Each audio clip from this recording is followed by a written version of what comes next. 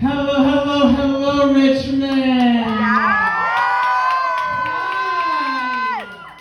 Aw, it's been, I used to...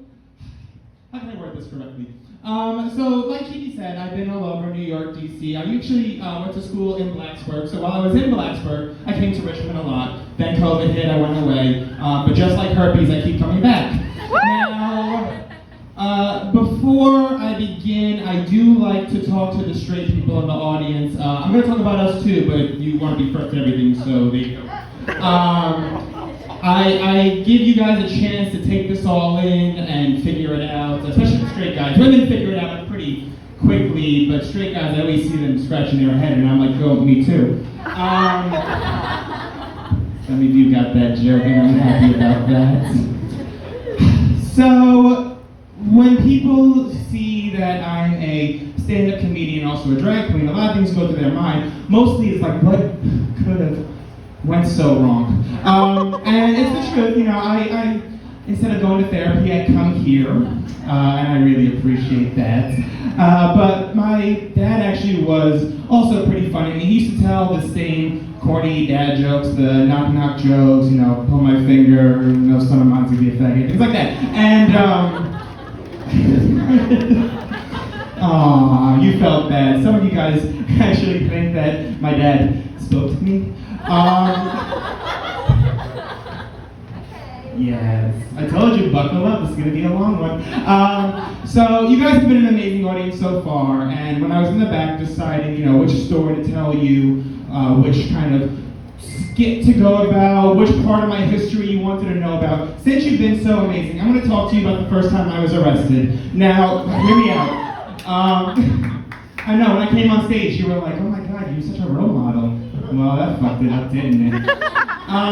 Right, so like Chiki said, I'm a veterinarian, we'll see. I am a veterinarian, and I went to vet school in Blacksburg. Yeah, go Hokies. Because you see, I was a big football fan. But while I was in Blacksburg, for those of you that don't know anything about veterinarians or vet school, it's a lot of agriculture, a lot of farm kids.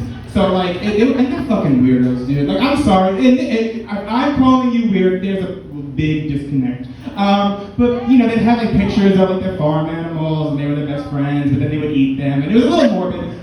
So I always had to find a way to escape. And for most people during vet school, when they had to find a place to escape, they would do yoga, they would go on hikes, they would, hang out with their friends, go to movies, things like that. I was along the same thought process, but I chose drinking and driving and cocaine. Now, separately, those are two pretty bad ideas. When you put them together, it's fucking horrible. Now, to give you a little bit of a rundown, I'm not the gay that you call when you want to sit on the couch and open up a bottle of wine. If you call me, we're going to the hospital tonight. So, I had just started, performing as a drag queen. I was out in Maryland. You shouldn't say the name of bars, but fuck it, it was the Lodge. And I was out there in Maryland. And it was my first performance ever. First time performing, my first booking. So my makeup was god awful. It was horrible. So I go on stage. I wasn't a comedian at that point. I was trying to dance. You see now why I do comedy. But it went fine, whatever. I got wasted and such is life. But one of my friends calls me up and is like, listen, I have a wardrobe for you in the back seat. Come out with me. Keep your face on, but just put on some whatever. It was a gay twink at that point, so I had on cut-off shorts and a fishnet top, because I wanted to be original. But so we're going out to the bar, doing a couple of bumps, of course, because we're having a good time. And we're driving back. The bar closes. It's 2 a.m. I'm driving back home. And as we're going, the car without the headlights on pulls up behind me. So we know where this is going. Now, I say to myself, I'm like, okay, well, what I'm not going to do is roll down the window because that's suspicious. So instead, I crank up the AC. And let me tell you, there was nothing suspicious about a kid doing like this to the AC. That's not suspicious at all. But I get off the exit, the lights go on, and I'm like, okay, well, one of three things is gonna happen. Either A, I'm gonna talk my way out of this, B, I'm going to jail, or C, I'm sucking the cop's dick and I'm gonna get away with this. So the cop rolls up to the window, knocks on the window, I roll it down. He said, son, you know I pulled you over, and I was like, well, there goes option C. But we'll try. And I said, yeah, I think I was swerving a little bit. He was like, okay, well, you're speeding and not swerving, so thanks for giving yourself away on that one, but let's keep talking. I said, okay, he asked for my license, I gave him my credit card, stupid shit like that. And he goes, okay, well, let's, come out the car, we're gonna do a field sobriety test. Makes me follow the pen, follow his finger, put the flashlight, and I'm passing it. I'm passing every test. Wonderful, wonderful, wonderful. Then comes the words you never want to hear if you've been drinking. I'm gonna need you to walk a straight line. So now he turns around really quick and I'm smacking myself in the face. I'm like, come on, wake up, wake up, wake up, wake up. I take 2 steps and I fall. Boom, that's it, it's done. So he takes me in, and this guy, he looks right at me, he throws me to the ground, arrests me. I was actually kind of turned on a little bit, it was kind of hot. But we're sitting in the cop car, he looks next to me, he goes, so is the AC a little bit too cold? You look a little uncomfortable. And I just looked at him like, you motherfucker. Yes, I'm cold, damn it. So we get to this police station, he books me, and of course I have to do the worst thing ever. I have to call my mother.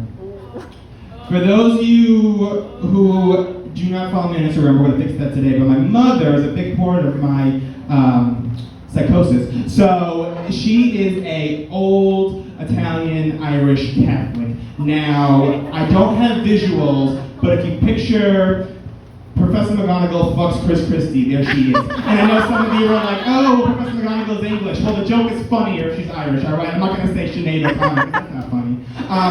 But I called her up, and she's a B&B bourbon drinker, cigarette smoker, at 6 in the morning, and she goes, somebody better be fucking dead or in jail. And I said, well, I feel great, but... And she goes, you fucking asshole. I was like, yeah, but you raised me and you love me. Isn't that the truth? And she hangs up the phone. Needless to say, I spent the weekend in jail and she never gave me a call afterwards to figure out what the fuck I was doing. But we digress. Now, fast forward a little bit. 2020 happens. We're doing a little bit better. I will say, out of everything I learned that night, I have never again done coke. No. I have never again drank. No. I have never again been arrested. And that's something, right? So this is the hard part of the show for me because I always try to figure out how to close off these sets. And for you guys, you see me up here with the microphone and you love it and it's wonderful. Now what I see, when I look out, is just a sea full of this. And that's fucking horrifying, okay? Because I don't know what the hell close this up. The brain doesn't work that way. So I like to end it off typically with like a little bit of a joke. But 2020 has been a little bit weird, as we can all tell, and 2021 is coming up. With that being said, I have one request for you guys. Now, in 2020, we saw a lot of the marches. We saw the Black Lives Matter, the Green Peace, the Transgender Awareness, all these wonderful marches that were going on, and all these incredible movements. I'm not as famous as Cheeky. My celebrity status is not that high up in this world, okay? So when people call me to do events in support of all this stuff, they don't ask me to do the indoor event. I don't get to do the nice little sit at a bar and take a shot and say my piece. No, what do? They call me and they say, all right, we want you to get into drag and then we want you to march. I'm a drag queen. I wear a lot of makeup, a big wig, and big fucking nails. Let me tell you something. When I start off the day, when I start up that rally, I look like fucking Cher. By the time the rally is done, I look like Sunny. Please stop booking me for those marches. And please stop doing it in the dead of winter, damn it. Alright, anyway guys, you've all been phenomenal. My name is Frida Poussey. And if you want to take a shot, baby, I'm not driving.